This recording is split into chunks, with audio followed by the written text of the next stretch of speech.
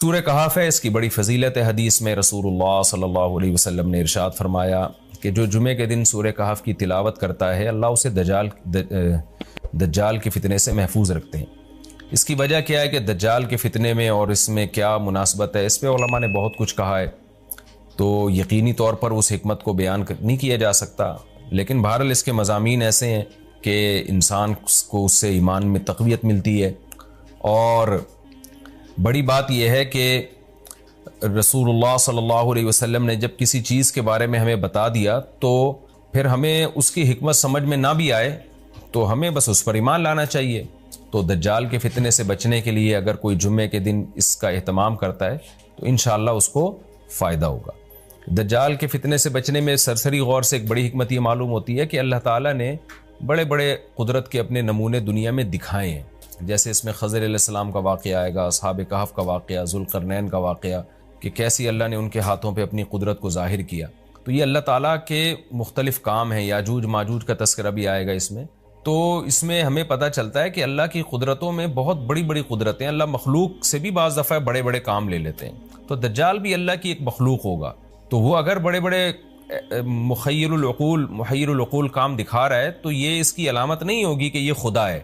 جیسے ذوالقرنین سے اللہ نے بڑا کام لیا تو وہ خدا تھوڑی بن گئے، اور خضر علیہ السلام کے ذریعے اللہ نے مردے کو زندہ ایک جو ہے نا وہ دیوار کو سیدھا کروا دیا اور تختہ جڑوا دیا، اور کچھ انہوں نے اللہ کے بتانے سے غیب کی خبریں بتا دیں، تو اس سے وہ خدا تو نہیں بن گئے۔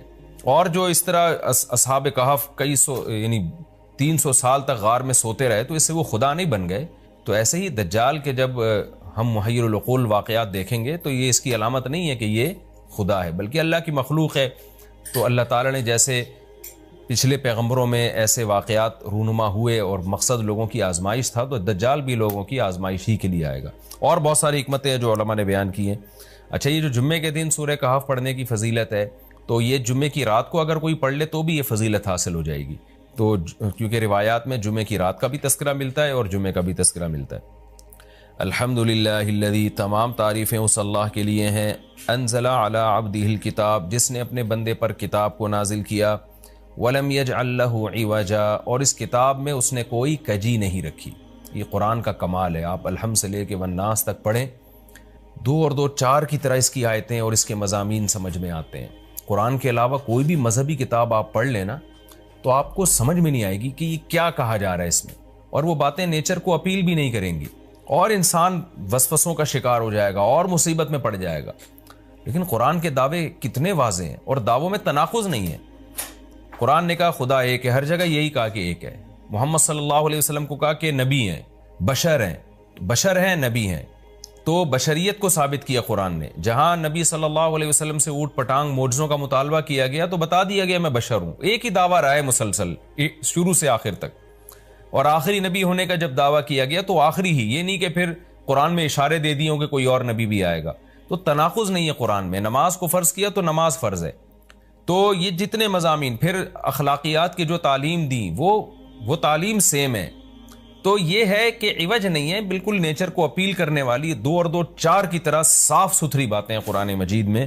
یہ خود قرآن کا ایک بہت بڑا معجزہ ہے۔ آپ کبھی بھی کسی جھوٹے آدمی کو جب سنیں گے نا، اس کی باتوں میں ٹکراؤ بہت ہوگا۔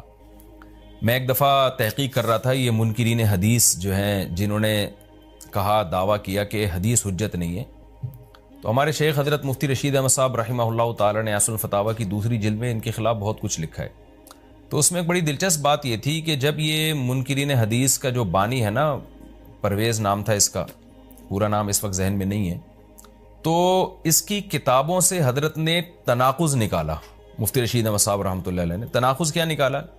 ایک جگہ لکھ رہا ہے کہ حدیث حجت نہیں ہے، دوسری جگہ لکھ رہا ہے کہ حدیث حجت تو ہے لیکن جن ذرائع سے ہم تک پہنچی وہ ذرائع حجت نہیں ہے، اور ایک جگہ لکھ رہا ہے کہ حدیث حجت بھی ہے لیکن صرف نبی صلی اللہ علیہ وسلم کے دور تک کے لیے حجت ہے، ہمیشہ کے لیے حجت نہیں ہے۔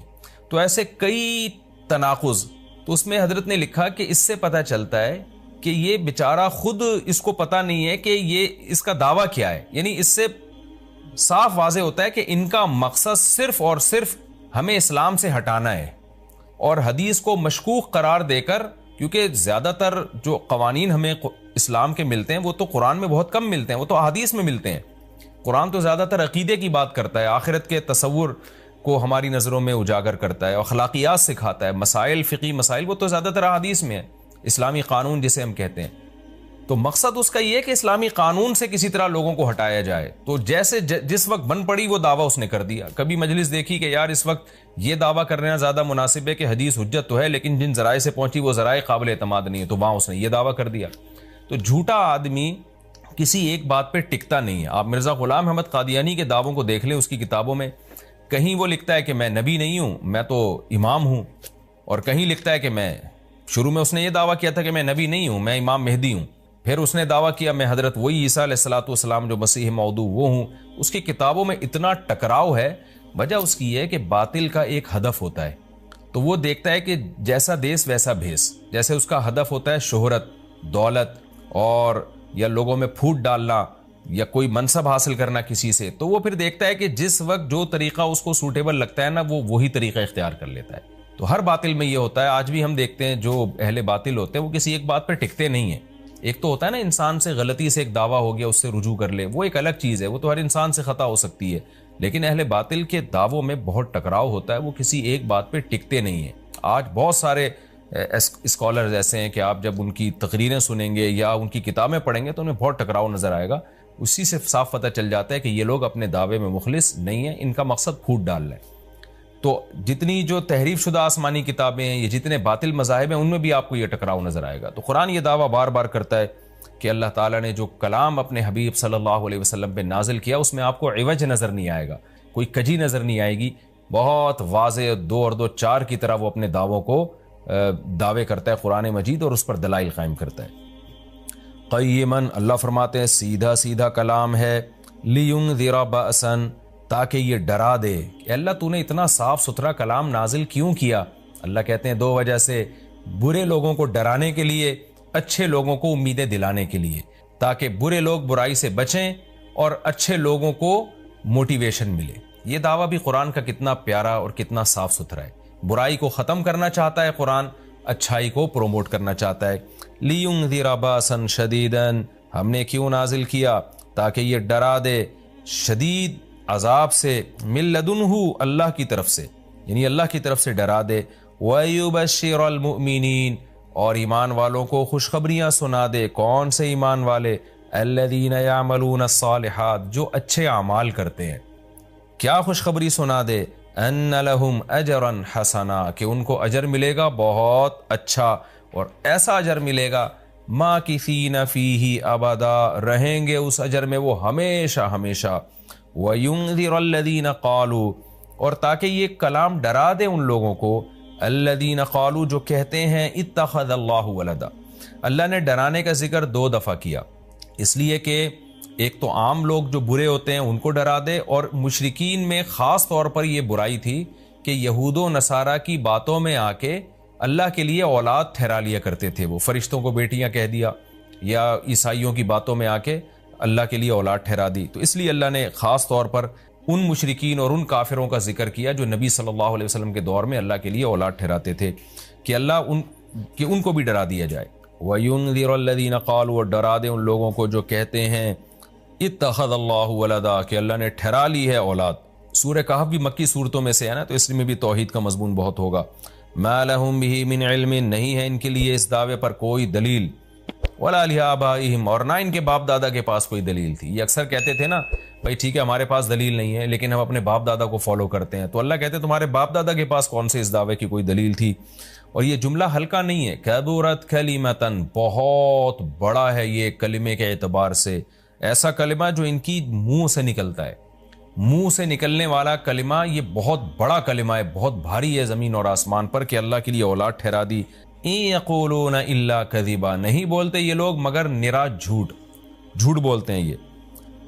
فلعلک باخع نفسک علی آثارہم، اللہ تعالیٰ اپنے حبیب صلی اللہ علیہ وسلم کو تسلی دے رہے ہیں کہ اتنا سری جھوٹ بولتے ہیں اور آپ کی دعوت اتنی واضح ہے پھر بھی یہ ایمان نہیں لاتے، تو اے نبی کہیں ایسا نہ ہو کہ آپ غم میں اپنی جان ہی نہ ہلاک کر بیٹھیں، کیونکہ رسول اللہ صلی اللہ علیہ وسلم کا دل بہت گھٹتا تھا کہ اتنی واضح بات میں کر رہا ہوں، اتنا میرے دعوے میں اتنی کلیئرٹی ہے، اس کے باوجود یہ مانتے کیوں نہیں ہیں؟ تو غم سے آپ کا سینہ گھٹتا تھا، تو اللہ نے آپ کو بتایا کہ یہ آپ کی حالت یہ ہو گئی ہے شاید کہ آپ اپنی جان ہی ہلاک کر بیٹھیں۔ دیکھیں اللہ کا شاید یہ ہماری زبان میں اللہ ہم سے بات کرتے ہیں نا، ورنہ اللہ کے لیے تو شاید نہیں، اللہ کے لیے جو چیز ہوتی ہے یقینی ہوتی ہے۔ تو یہاں شاید کا مطلب کیا ہوگا کہ کوئی بھی دیکھنے والا آپ کی کنڈیشن کو دیکھے نا اس وقت، تو وہ کہے گا کہ آپ کی موت نہ واقع ہو جائے، اتنا غم ہے آپ کو۔ تو مقصد ہے غم کی شدت کو بیان کرنا۔ تو اللہ فرماتے ہیں شاید کہ آپ اپنی جان ہی ہلاک کر بیٹھیں ان کے پیچھے، یعنی ان کے غم میں۔ اگر یہ لوگ اس قرآن پر ایمان نہ لے کر آئے، اسفا، افسوس اور غم میں آپ کی جان ہی کہیں آپ ہلاک نہ کر بیٹھیں۔ پھر آگے اللہ بتا رہے ہیں کہ یہ ایمان کیوں نہیں لے کر آتے۔ آپ غم نہ کریں، آپ کی دعوت میں کوئی کمی نہیں، آپ کے دلائل میں کوئی کمی نہیں، ایمان نہ لانے کی وجہ ہم بتاتے ہیں کیا ہے۔ کچھ لوگ لائیں گے، کچھ نہیں لے کر آئیں گے، وجہ کیا ہے وہ ہم بتا رہے ہیں اگلی آیت میں، انا جعلنا ما علی الارض، ہم نے بنایا ہے ہر اس چیز کو جو زمین کے اوپر ہے، زینت اللہ، زمین کے لیے، یعنی زمین والوں کے لیے زینت، اٹریکٹیو بنایا ہم نے۔ زمین اجڑی ہوئی ہوتی، کسی کا دل ہی نہ لگتا زمین میں، تو سارے آخرت ہی کی فکر میں لگ جاتے، لیکن زمین میں اٹریکشن ایسی پیدا کر دی ہے کہ یہ اللہ سے غافل کرتی ہے، حق سے دور کرتی ہے۔ ہر آدمی اس زمین کی زینت کو حاصل کرنے کی کوشش کرتا ہے۔ زینت وہ چیز ما یتزین، جو مزین ہوتی ہے اور جس کی طرف انسان کی اٹریکشن ہوتی ہے، چاہے حقیقت میں وہ اٹریکشن کے قابل ہو یا نہ ہو۔ جیسے گندگی کا ڈھیر ہے، اٹریکشن نہیں ہوتی، لیکن آپ نے اس کے اوپر ایک خوبصورت ململ کا کپڑا ڈال کے خوشبو چھڑک دی تو اب وہ دیکھنے میں بھلی لگنے لگے گی۔ تو جو چیز دیکھنے میں بھلی لگتی ہے اس کو مزین کہا جاتا ہے، چاہے حقیقت میں ہو یا نہ ہو۔ تو اللہ نے کہا کہ ہم حقیقت میں زمین اچھی ہے یا نہیں ہے یہ لوگ اس کو نہیں دیکھتے، بس اٹریکٹیو ہے اس کو دیکھتے ہیں کہ اس کا یہ اٹریکٹ کرتی ہے اپنی طرف۔ حقیقت میں دیکھا جائے تو مسافر خانہ ہے نا، کتنی بھی مل جائے تو ختم ہونے والی ہے، تو فنا ہونے والی چیزوں سے کون دل بہلاتا ہے۔ لیکن اللہ بتا رہے کہ ہم نے چونکہ اس کو مزین کر دیا ہے، تو اس مزین ہونے کا نتیجہ یہ ہے کہ کچھ لوگ اس میں پڑھ کے اللہ کو بھول جاتے ہیں اور کچھ اس کی حقیقت کو دیکھ کر اللہ کو یاد رکھتے ہیں۔ تو آزمائش جبھی ممکن ہے جب اس زمین کو اٹریکٹیو بنایا جائے۔ آگے اس لیے اللہ نے فرمایا کہ ہم نے بنایا ہے جو کچھ اس زمین کے اوپر ہے، زینت اللہ، زمین کے لیے مزین۔ کیوں بنایا ہے؟ لنبلوہم، تاکہ ہم لوگوں کو آزمائیں، ایہم احسن عملا، کہ ان میں عمل کے لحاظ سے زیادہ اچھا کون ہے۔ اگر زمین کو مزین نہ بنایا جاتا تو سارے عمل کے لحاظ سے بہت اچھے ہو جاتے، کیونکہ قربانی نہ دینی پڑتی۔ اب اس مزین زمین کی بہت سی چیزوں کو چھوڑنا پڑتا ہے، نماز کے وقت دکان چھوڑنی پڑتی ہے، اور صدقات و خیرات کے وقت مال کی قربانی دینی پڑتی ہے، اور جو شریعت کے جتنے بھی احکام ہیں تو جاہ کی قربانی دینی پڑتی ہے، منصب کی قربانی دینی پڑتی ہے۔ تو اللہ کہتے ہیں ہم نے چونکہ مزین بنا دیا تاکہ ہم لوگوں کو آزمائیں۔ تو ظاہر ہے جب آزمائش ہوتی ہے تو اے نبی کچھ لوگ کامیاب ہوتے ہیں اور کچھ لوگ ناکام ہوتے ہیں۔ تو آپ چاہتے ہیں کہ ساری دنیا ایمان لے آئے، سارے نیک بن جائیں، یہ آپ کی چاہت پوری نہیں ہو سکتی، کیونکہ امتحان میں 100% لوگ کامیاب عام طور پر نہیں ہوا کرتے۔ وَإِنَّا لَجَاعِلُونَ مَا عَلَيْهَا صَعِيدًا جُرُزًا، اور یاد رکھو جو کچھ زمین کے اوپر ہے ہم اس کو بنانے والے ہیں چٹیل میدان۔ یعنی اللہ نے جب یہ کہا نا کہ زمین کے اوپر کی چیزوں کو ہم نے مزین کر دیا، تو آگے نافرمانوں کو ایک دھمکی بھی دے دی ہے کہ تم جو اس میں پڑھ کر ایمان سے اور نیک عمل سے غافل ہو رہے ہو کہ بھئی اتنی اٹریکشن ہے، تو اس کا ایک دوسرا پہلو بھی ہے۔ وہ پہلو کیا ہے؟ چٹیل میدان بن جائے گی، سب تباہ و برباد ہو جائے گا۔ یعنی ایگزامینیشن ہال میں جب جو نعمتیں آپ کو دی جاتی ہیں وہ ہمیشہ کے لیے تھوڑی دی جاتی ہیں، وہ تو اس وقت تک کے لیے دی جاتی ہیں جب تک امتحان چل رہا ہے، اس کے بعد وہ لے لی جاتی ہیں واپس۔ تو اسی طرح اللہ اس زمین کو ختم کر دیں گے، اور تب پوری ترقی، جو انسان کی جتنی بھی ترقی ہے زمین میں اور کائنات میں، ساری زمین بوس ہو کے ختم ہو جائے گی، اور اللہ تعالیٰ جس مقصد کے لیے انسان کو پیدا کیا گیا اس مقصد کے بارے میں انسان سے سوال کریں گے۔ ام حسبت ان اصحاب الکہف والرقیم، قرآن نے یہ کچھ تمہید بیان کی کہ یہ دنیا آزمائش کے لیے اور سب کچھ ختم ہو جائے گا، جو قرآن کا اصل مقصود ہے۔ اب قرآن ایک واقعے کی طرف آتا ہے۔ مشرکین مکہ یہود و نصارہ سے بہت سی چیزیں سنا کرتے تھے، اور یہود آ کے ان کو چپکے چپکے گائیڈ کرتے تھے کہ جس نے نبوت کا دعویٰ کیا ہے نا، تم ان سے یہ سوال پوچھو، تم ان سے یہ سوال پوچھو۔ پھر یہود دیکھتے تھے کہ ہماری تورات کے مطابق جواب ملتا ہے کہ نہیں ملتا، تو ان کا یعنی خیال یہ تھا کہ محمد صلی اللہ علیہ وسلم جواب نہیں دے پائیں گے تو ہم بتائیں گے دیکھو ہماری تورات میں تو یہ لکھا ہے، اگر یہ اللہ کے نبی ہیں تو یہ یہ تو ہر آسمانی کتاب یہ واقعہ بیان کرتی ہے، تو قرآن کیوں بیان نہیں کر رہا؟ تو یہودیوں نے آ کے مشرکین مکہ سے کہا، مشرکین مکہ نے نبی صلی اللہ علیہ وسلم سے سوال پوچھا. ان میں 3 سوال تھے. ایک روح سے متعلق جس کا سورہ بنی اسرائیل میں جواب دے دیا گیا، ایک حضرت ذوالقرنین سے متعلق کہ وہ کون سا بادشاہ تھا جس نے پوری دنیا پہ حکومت کی ہے، ان کا تذکرہ اللہ نے قرآن میں بیان کیا، اور ایک اصحاب کہف کے بارے میں. تو اب قرآن ان کے واقعے کو بیان کر رہا ہے. ام حسبت ان اصحاب الکہف والرقیم کانوا من آیاتنا عجبا.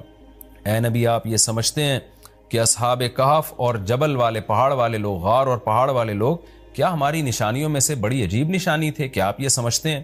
یعنی یا تو اس کا جواب یہ کہ واقعی یہ نشانی تھے، یا یہ کہ یہ اتنی بڑی نشانی نہیں تھے جتنی بڑی اس کائنات کو بنا دینا بڑی نشانی ہے.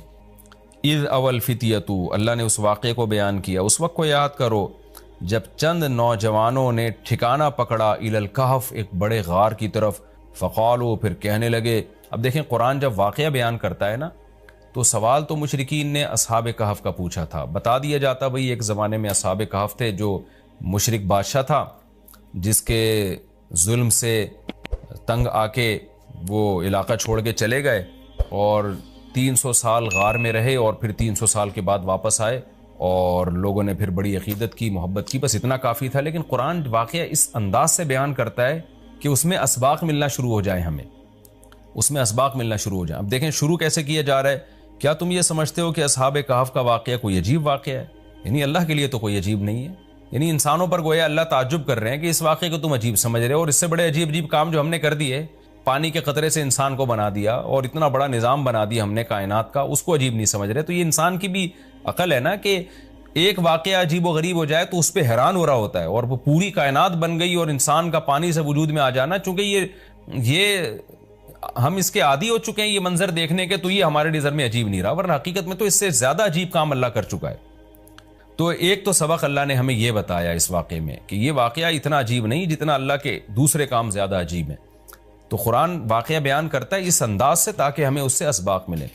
اذا والفتیۃ الی الکہف، نوجوانوں نے غار میں پناہ لی. فقالوا ربنا، اور کیا کہنے لگے، اے ہمارے رب، آتنا من لدنک رحمہ، تو دے ہمیں اپنی طرف سے رحمت، اور ہیئ لنا من امرنا رشدا، ہمارے معاملے میں کوئی رشد کا انتظام کر دے، یعنی درستگی کا انتظام کر دے.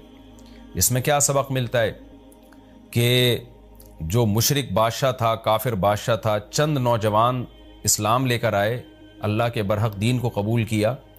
ان کو یہ یقین تھا کہ ہم اس علاقے میں رہ کر اپنے دین اور مذہب پہ قائم نہیں رہ سکتے، لہذا انہوں نے ارادہ کیا ہم ہجرت کرتے ہیں. تو اب ہجرت کر کے جائیں کہاں؟ تو اللہ سے دعائیں مانگ رہے ہیں.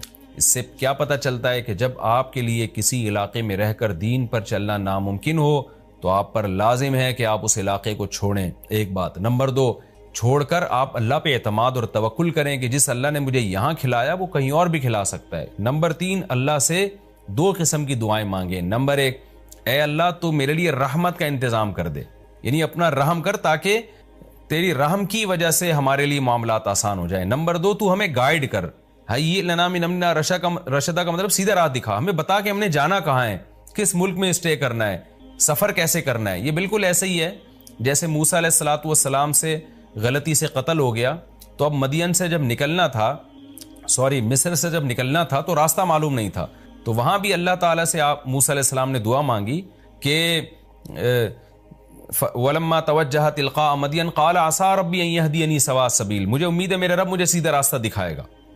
تو جب انسان کو راستے معلوم نہ ہو، گائیڈنس نہ مل رہی ہو کہ جانا کہاں ہے، کہاں اسٹے کرنا ہے، تو ایسے موقع پہ اللہ سے سیدھے راستے کی دعا مانگنی چاہیے. تو یہاں بھی انہوں نے دعا مانگی کہ اللہ تو ہمارے لیے رحمت کا انتظام کر دے اور ہمارے لیے ہمیں گائیڈ کر دے کہ ہم نے جانا کہاں ہے، کہاں اسٹے کرنا ہے. تو قرآن کہتا ہے ہم نے ان کی دعا کو قبول کی. فَضَرَبْنَا عَلَىٰ آذَانِهِمْ، رحمت کا انتظام کیسے ہوا کہ ہم نے غار کے اندر، کیونکہ گئے ان کے کتے کو ساتھ لے کر غار کے اندر گئے، اور وہاں انہوں نے کہا کہ فی الحال ہم یہاں لوگوں سے چھپ جائیں، کسی طریقے سے پناہ میں آ جائیں، پھر دیکھیں گے جی اٹھ کے ہم نے جانا کہاں ہے. تو قتل کے خوف سے نکلیں اور غار میں جا کے آرام کیا. تو اللہ کہتے ہیں ہم نے ان کے کانوں پہ پردہ ڈال دیا، سلا دیا گہری نیند، سنین عددا، کئی سال تک. ثم بعثناہم، پھر ہم نے ان کو جگایا، لنعلم ای الحزبین، تاکہ ہم دیکھیں، جس کا نتیجہ یہ نکلا کہ ہم یہ دیکھنا چاہتے تھے ان دونوں میں سے کون سا فریق ایسا ہے احصا لما لبثوا امدا، جو مدت کے اعتبار سے زیادہ کاؤنٹ کرنے والا ہے اس مدت کو، لما لبثوا جس مدت تک یہ لوگ ٹھہرے. یعنی اللہ تعالیٰ بھی گویا ان کو دیکھ کے خوش ہو رہے ہیں کہ دیکھیں ان کے آپس میں تبصرے کیا ہوتے ہیں، کیونکہ کسی کے ساتھ ایسا کبھی نہیں ہوا. تو اب جب یہ اٹھیں گے تو اللہ کی گویا کہ اللہ تعالیٰ بھی ان کی بات کو دیکھ کرنا ایک خوش ہو رہے ہیں ان کو دیکھ کے کہ دیکھو میں یہ باتیں آپس میں کیا کرتے ہیں. تو کسی نے کیا کہا، کسی نے کیا کہا، یہ سارا تذکرہ آگے